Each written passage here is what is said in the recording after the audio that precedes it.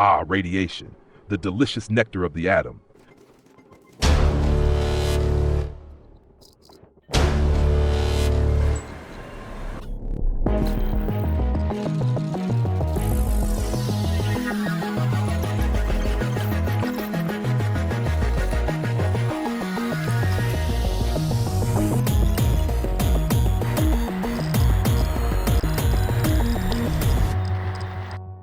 Hello, duplicate managers. I'm DVD Harrison, just DVD for short.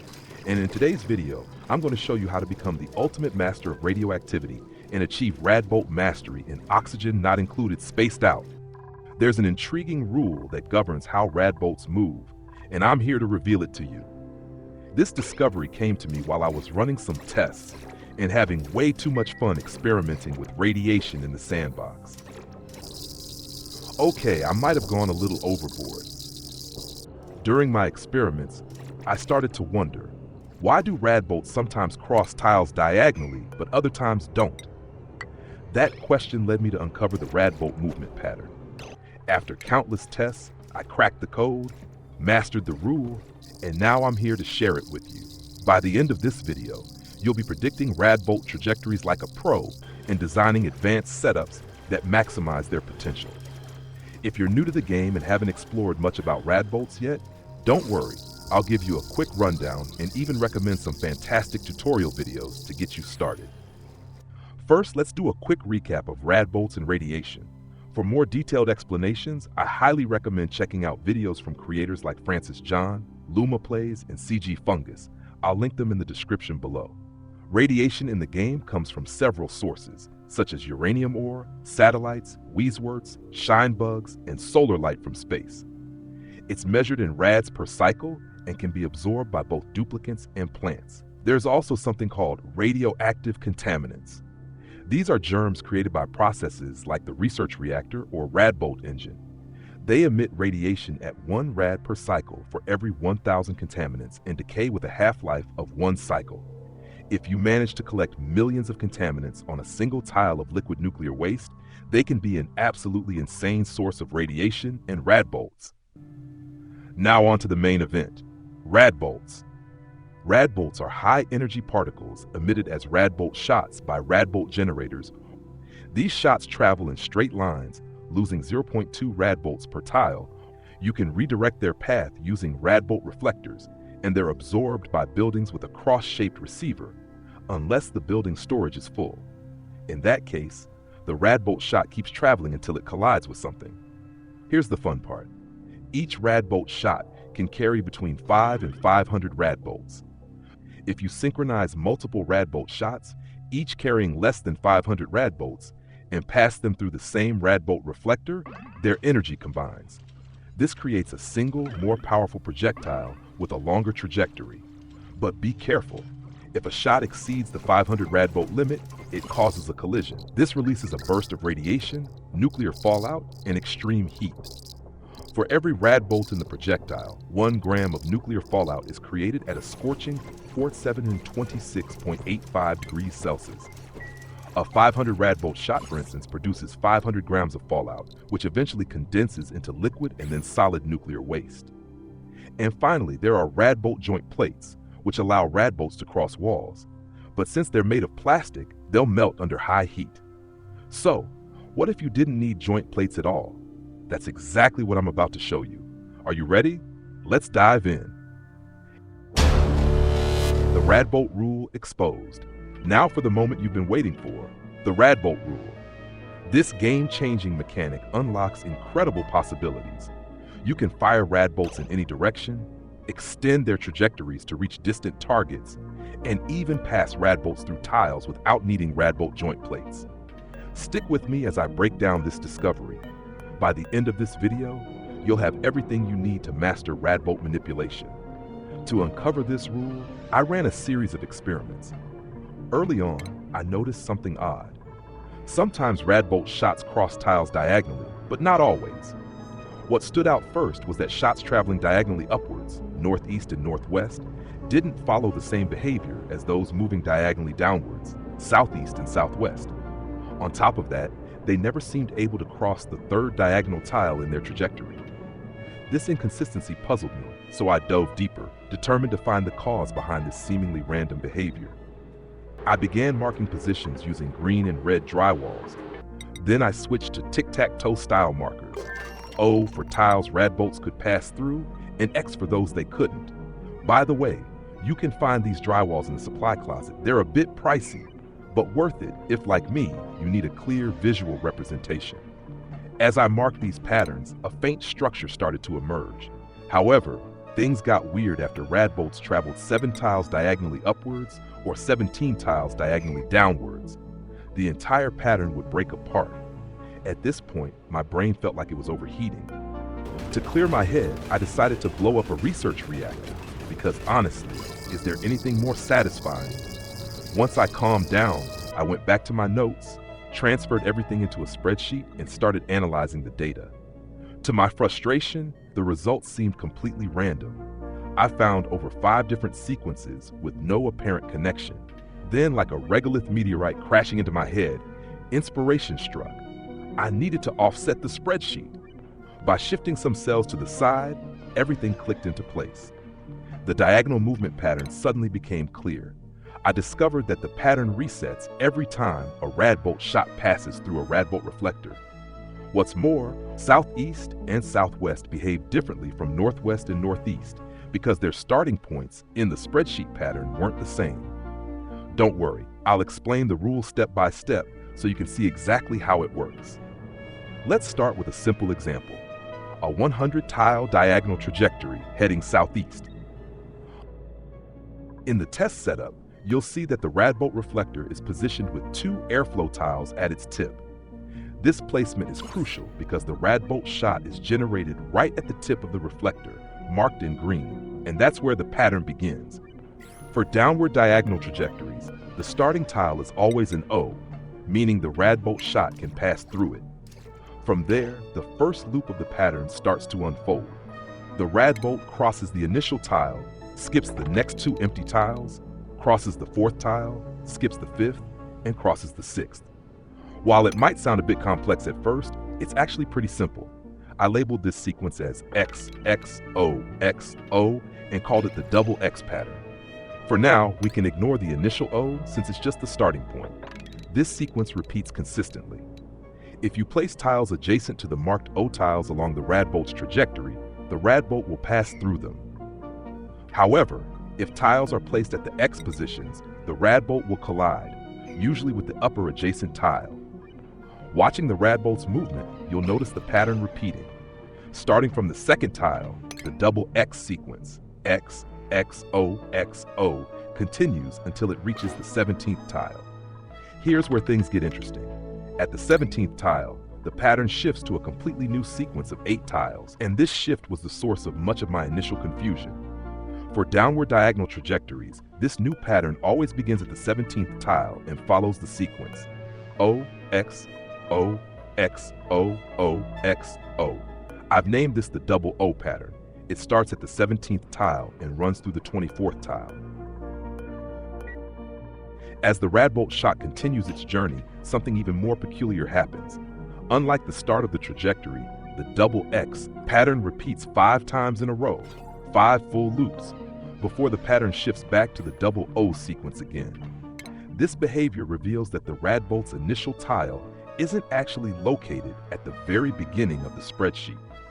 I'll dive deeper into that part later, but for now, this looping behavior provides a fascinating insight into how the pattern operates. From the 25th tile to the 50th tile, the double X pattern repeats 5 times. That's a total of 25 tiles where this pattern is observed. Then, once the Radbolt crosses the 50th tile, the double O pattern appears again. This sequence continues until the 58th tile. After that, the double X pattern returns and stays for another 5 loops. Now, can you predict when the pattern will change again? If you guess the 83rd tile, you're starting to understand the Radbolt rule. That's exactly 25 tiles after the last pattern switch. At the 83rd tile, the alternate pattern begins once more, and it always lasts exactly 8 tiles. It ends at the 90th tile. Then, starting at the 91st tile, the main double X pattern resumes and repeats another 5 times. And so it continues. With this, we now have definitive proof, a trajectory spanning 100 tiles, successfully passing through all tiles marked with O. And now, we have our little friend Brian here as our test subject. I'm going to remove the airflow tile that was protecting him to see if we can make him evolve into meat. What do you think? Will the Radbolt shot pass through the window tiles and hit the defenseless hatch? It's easy to figure out. Just follow the pattern. Notice that the double X pattern hasn't completed its 5 loops yet, so it will continue until the alternate double O pattern appears again. Since the window tiles are adjacent to a tile marked O, the Radbolt shot will pass through. However, Brian is buried 1 tile below the Radbolt shot's trajectory, and the shot is colliding with the window tile adjacent to where the next X in the pattern would be. A useful tip for identifying where the Radbolt shot is colliding is to pause the game and check the radiation overlay. The tile with the highest rad charge is the one that was hit. By making a slight adjustment to the position of the tiles next to Brian's evolving chamber, using the double X pattern, we can see the Radbolt pierce through and hit the tile just below where Brian is casually strolling. And now, the moment Brian steps onto the tile marked with O, he's struck by a fully charged Radbolt shot. Meat flavored with extremely harmful radiation, my favorite. Over 3,000 rads of deliciously dangerous seasoning. No, Brian, don't run away. Face your destiny and the almighty power of radioactivity. Oh, look at that. Brian just jumped right into the Radbolt's trajectory. Sorry, Brian, but it's your fault for being such tasty, irradiated meat. Now, let's take advantage of this 100+ tile trajectory and see if the Radbolt can shave off some neutronium. Here, we can see the Radbolt hitting a phosphorite tile before reaching the neutronium. The phosphorite's mass is gradually decreasing, and it's accumulating radioactive contaminants germs. Since the tile in the Radbolt shot's path is adjacent to a tile marked with X, the neutronium tile being hit is the one above. Even though we can't directly observe its mass decreasing, we can identify this specific neutronium tile because it's accumulating germs. Let me quickly adjust the Radbolt generator to fire 500 Radbolts, and let's see how many actually reach the neutronium. The Radbolt shot is arriving at the collision point with about 477 Radbolts. That's because for every tile traveled, the shot loses 0.2 Radbolts. So, 477 grams of nuclear fallout is what we're left with. With many more Radbolt shots and a bit of patience, this tile will eventually be destroyed. It requires a massive number of Radbolt shots, but don't worry, I'll show you how to generate an insane amount of highly charged Radbolts later. So we've seen how Radbolt trajectories work in a diagonal downward path, but what about upward, northeast and northwest directions? Come along and let's find out. If we analyze how the patterns appear in the upward diagonal trajectory of the Radbolt shots, we can see that it's a bit different in terms of arrangement, but it still follows the same basic rule. The first tile starts with an X, and this is where other players and content creators had noticed that the Radbolt shot didn't seem to be able to go into the upper diagonals, only downward when adjacent to a tile. Then the next tile is an O, and only after that does the double X pattern begin. But unlike the downward diagonal trajectory, the upward diagonals feature the double O pattern showing up on the 8th tile instead of the 7th. And just like before, 8 tiles after the change, the double X pattern appears again and repeats 5 loops as expected. Now, if we fill in the previous spaces based on the spreadsheet and where the Radbolt shot is created, everything becomes crystal clear. The Radbolt shot created pointing southeast and southwest is positioned at the last tile of the second double X sequence, while the Radbolt shot created pointing northwest and northeast is positioned at the second to last tile of the fourth double X sequence. This is why the double O pattern appears earlier when the Radbolt shot is aimed at the upper diagonals. Am I melting your brain yet? Let's take a look at the spreadsheet to make it clearer. Here are the marked positions representing where in each loop the Radbolt shot is generated based on its direction. And since every time it passes through a Radbolt reflector, the pattern is reset, you'll likely find that by simply memorizing the double X pattern, you can create almost any build you can imagine. I'll also leave a link to this spreadsheet in the video description for quick reference. So, that's it. This is the discovery I've made after numerous tests. It feels like my magnum opus in this game. To wrap up this video, I'm going to demonstrate how to produce way more Radbolts than we ever thought possible, and some interesting ideas for your builds to spark your imagination. I'm not the best engineer, and oxygen not included, so what I'm going to demonstrate next is just a starting point. I'm excited to see what you'll be able to create using this rule. Let's take a look at a contraption that's currently widely used, the infinite storage of liquid nuclear waste. First of all, liquid nuclear waste by itself doesn't generate much radiation unless you manage to get thousands of kilograms per tile. However, if you can maintain a steady flow of radioactive contaminant germs, you'll generate a lot more radiation per tile. During my tests, the most reliable way to get these germs was by using a rocket with a Radbolt engine in a tunnel to capture nuclear waste. Later on, I'll show you some interesting tricks with this rocket engine as well. I'll also leave a tutorial video by CG Fungus on rocket tunnels in the video description. Additionally, there are many ways to create infinite storage, as you can see in the images. What you'll want is for the tile where the Radbolt generator captures radiation, the tile where the green part of the generator is located, to have the highest amount of radiation possible. To achieve this, you can block the tiles where the tip of the Radbolt generator is positioned by placing another liquid. Gunk, pytho oil, and crude oil are denser than liquid nuclear waste, while petroleum is less dense. Use these to compress your liquid nuclear waste further and generate more Radbolts. Rocket tunnel for nuclear waste generation. This is the most reliable method I've found for generating large amounts of liquid nuclear waste, following CG Fungus's tutorial. However, I've made some interesting observations.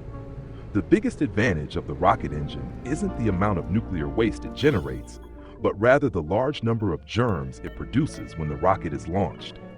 In fact, this whole adventure started because of that rocket engine. I was in sandbox mode, trying to create an elegant rocket platform, as I'm not a fan of ladders and floating rocket platforms in space. That's when I noticed that most of the rocket's exhaust is released at the moment of launch, and I started experimenting with Radbolts. If you'd like me to make a video about these rocket discoveries, let me know in the comments. Anyway, the longer rocket tunnel does work and generates nearly double the amount of liquid nuclear waste, but it's limited by your cooling system. By using a shorter rocket tunnel directly at the top of the map, I managed to make the rocket launch and return in under 30 seconds. With mid-game materials like steel and petroleum, I built a cooling system that took about one cycle to cool the tunnel and condense the nuclear fallout. Another interesting thing about this 7-tile wide tunnel is that the placement of the liquid pumps left a blob of liquid nuclear waste, around 15 kilograms, permanently stuck inside the tunnel. By placing a Radbolt generator on this blob, I was able to generate between 300 and 1,500 Radbolts per cycle with just 15 kilograms of liquid. This happens because the small blob keeps accumulating germs indefinitely. It's also possible to keep the Radbolt generator running while the system is still cooling and condensing the nuclear fallout, maximizing Radbolt generation. Self-powered research reactor, Radbolt Generation. I'd never built a research reactor setup before, but curiosity finally got the better of me. I wanted to see just how many Radbolts I could generate using this kind of setup. For my experiment, I went with a simple design, but you can try this concept with a more advanced build, like Netigo's CLRR, link in the description. Even with my basic setup, I managed to fit 8 Radbolt generators inside the build. Using the almighty Radbolt Rule, I cleverly routed Radbolts out of the research reactor chamber without those pesky joint plates. You know, the ones that love to melt under heat in builds like this. The real magic happened when I cut the dev generator's power. The whole system kept running self-powered, spitting out an impressive 6,750 Radbolts per cycle. In the demo, the system delivered 115 Radbolt shots, most packing a punch at 50 Radbolts each. But here's the kicker. 17 of those shots were combo blasts, each loaded with a satisfying 100 Radbolts. Here's another twist. The highest radiation levels were right at the lower tiles, hugging the reactor's base. And the same principle applies to satellites. So keep that little nugget of wisdom handy when planning your layouts. One more cool fact for the road. Radbolt Generation depends on the environment. Vacuum, gas, or liquid. Generators thrive in a vacuum, do okay in gas, but seriously hate liquid. Dunking one in water? Kiss nearly half your efficiency goodbye. The problem with the Radbolt chamber. During some build tests using Radbolt chambers to try and synchronize them for generating Radbolts at maximum charge, I ran into a major issue. Unlike other buildings that handle Radbolts, the Radbolt chamber generates a Radbolt shot from the same tile as its receiver, the central tile, one tile above the building's tile of interest, instead of generating it from the tile where the green tip is located. This creates a problem, because if you're firing Radbolts to charge the Radbolt chamber and it fires a Radbolt shot, they immediately collide. Because of this, I couldn't create a synchronizer and haven't found any practical use for this building. Maybe if we join forces and ask Clive for a fix in the next patch, the Radbolt chamber might finally become genuinely useful. The self-powered version was a blast to build, but it left me wondering, just how many Radbolts can one deranged duplicate manager truly unleash? Buckle up, Space Cowboy, because you're about to witness something both majestic and apocalyptic.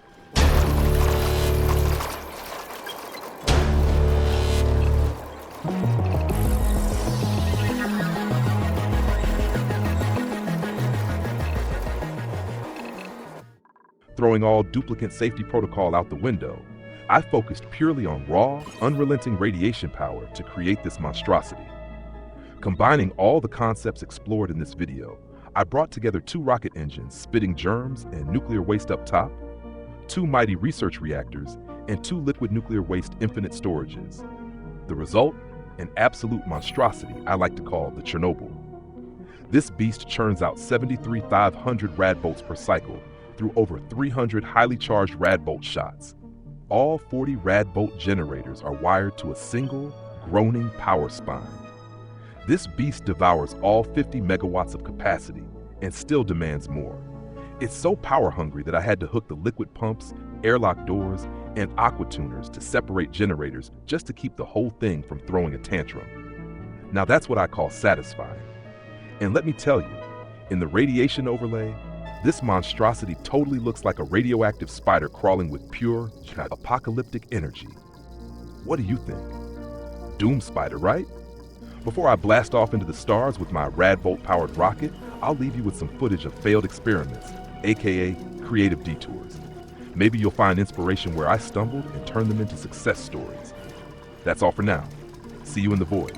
Space Cowboy.